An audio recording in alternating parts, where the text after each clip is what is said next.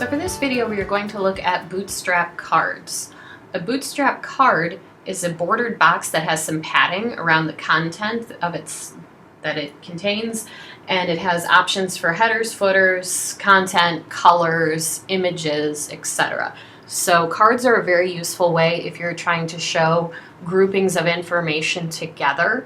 You can put them into card sorts. It's also a really nice way to imagine information that can be responsive at a lot of different breakpoints, so the information will shuffle the way cards shuffle and can look nice no matter what breakpoint you are on. So let's start looking at how to create a basic card within Bootstrap. So I'm just going to go up to the top of my image here, or top of my code here, and I'm going to just start bringing in a card. So I'm going to create a new div, and I'm going to give it a class of, I'm going to do a new container for it, and I'm going to call this my end of card container. I'm going to create a new row.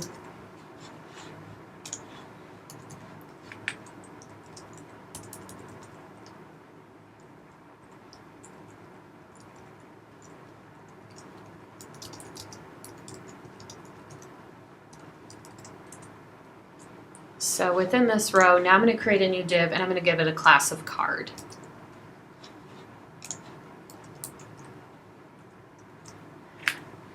So within this card itself, I can start to put in some of the basic elements. So I'm going to create a new div, and I'm going to give it the class of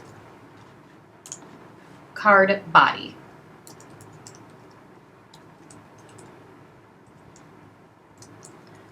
I'm going to call this basic card body. Save that. Let's take a look at it. There is my basic card body. It's going to go the full width of this right now. We can start making these responsive and fit together, but it doesn't really look like much, but you can see the container that this is going to fit in. So let's go ahead and keep making things to go within my card here. So I'm going to create a header for this card. I'm going to give it a div class of card header.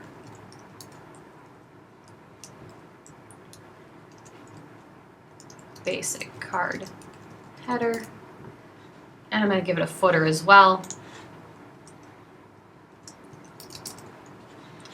Div class of card footer, basic card footer,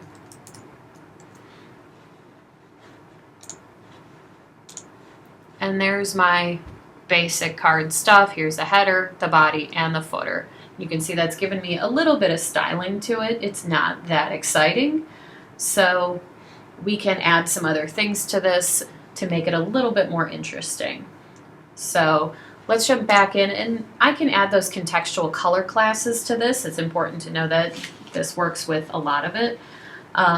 So to put in a color to it within my header, I can simply give it a class of BG primary, save it, and there, that gave that background color as that primary. So you can add any of those color classes that you would like to.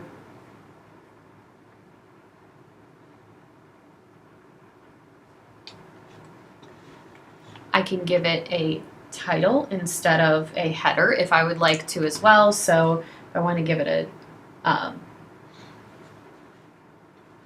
within this body, instead of just giving this basic thing, I can actually separate and do different levels of text. So within my card body, I can say, all right, let's make an H4 class and give it the class of card title.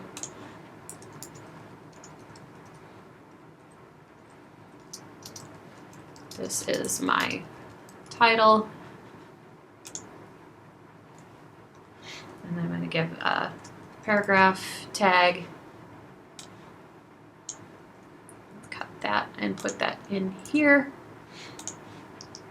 And give this a class of card text. Save that. And you can see the difference. This is a title, this is my text. I can also throw some basic links in here as well. So if I'd like to do that, I can simply put in an href, and give it a class of card link.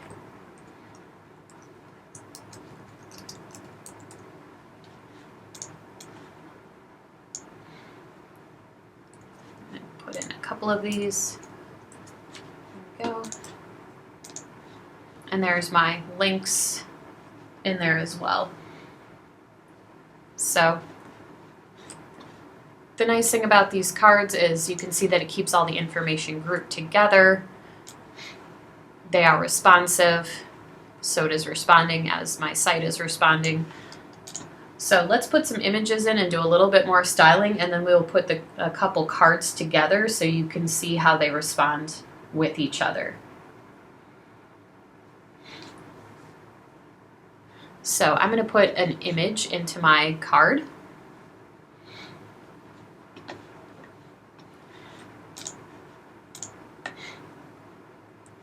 So within my card body here, I'm going to put in an image tag.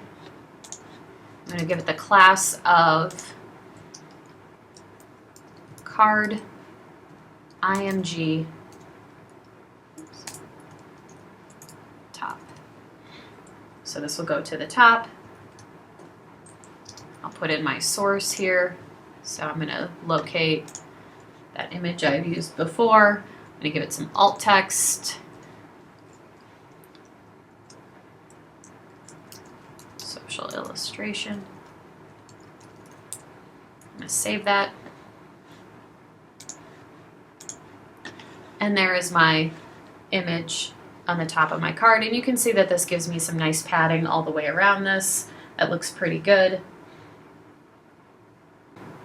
You can also add a button into your card as well.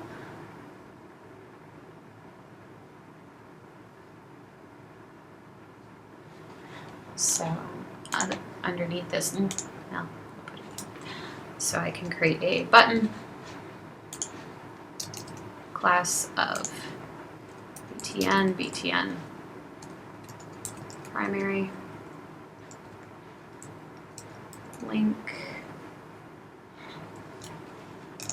You can see there is my button. I can make this button stretch out to be the entire card by placing in the class of, within my BTN primary, stretched link. And you can see this now makes this entire card this link for this button. So that's a way to create a more interactive, if you want somebody to click on your entire card as opposed to clicking on a smaller button. You can make the text overlay the image itself if you would like to have it overlay. So in order to do this, I'm going to pull this image out of the card body, put it in here.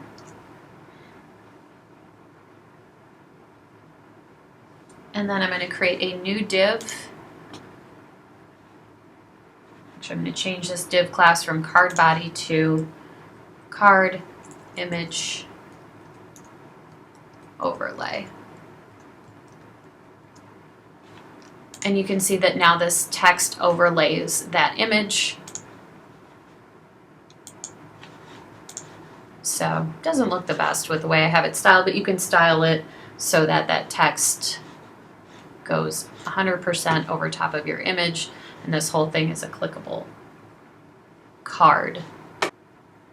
So let's look at what some different ways are that we can use our cards if we have multiple cards. The first thing I want to show you is a card group, which if we have multiple cards is going to group them together much like a button group will. So I'm going to go ahead and take this card and I'm going to copy it. I'm going to place it below, and I've duplicated. So right now they're just going to sit on top of one another. They are mobily responsive, but it's just taking up that entire space. So if I wanted to put this into a card group where they sit next to each other, I can change my row into a card group. And then when I save it, now it's going to take up how they are smashed next to each other, they're grouped next to each other until you go below that small, below 576, then they will stack on top of each other, but now they're grouped together in a like fashion. So if I copy that card one more time, let's get 3 cards going on, save that. Now I have 3 next to each other grouped. So that's what a card group will do, is they will always stay together as a grouped object. So now if I want to treat these so that they shuffle around, I can change that. I'm actually going to put 4 in because that tends to, for math's sake, it's a little bit easier. So there we go, I have 4 of these. So if I want these to start shuffling around and not be grouped, because they don't look really good until, there we go, that pops into that other size. If I want them to be able to shuffle around, I'm not going to turn them into a card group themselves. I'm actually going to give them their own column classes. So I'm going to turn this back into a row, and you see that that now changes all of these. So when I have my cards, now I can say, okay, please adjust at certain column width. To make this responsive, I'm going to go ahead and add a new div that's going to wrap around each of the cards. And I'm going to give that a class of COL LG3. And that means that at a large breakpoint, it's going to go 4, because 4 times 3 is 12, so we'll have 4 across since I have 4 cards. So this div will then wrap around this entire card. So you can always do end of COL or column classes just to keep yourself organized. So I'm going to go ahead and put that wrapped around all of my other cards. So it's important when you do this to just kind of keep track of where you are.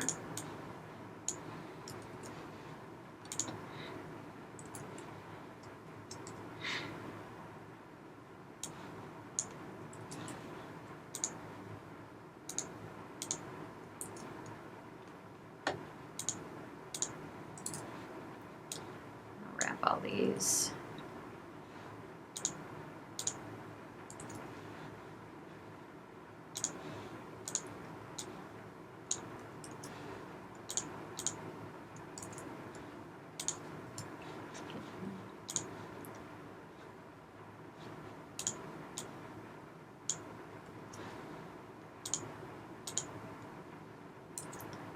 So then when I save it, you can see that that's going to jump into, now I have my 4 cards across here at this large breakpoint.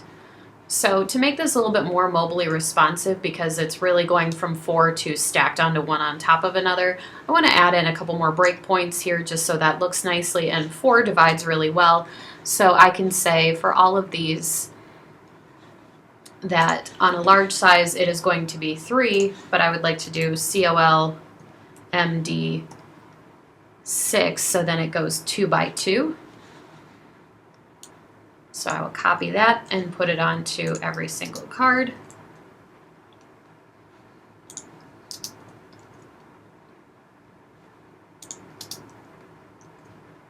Save that.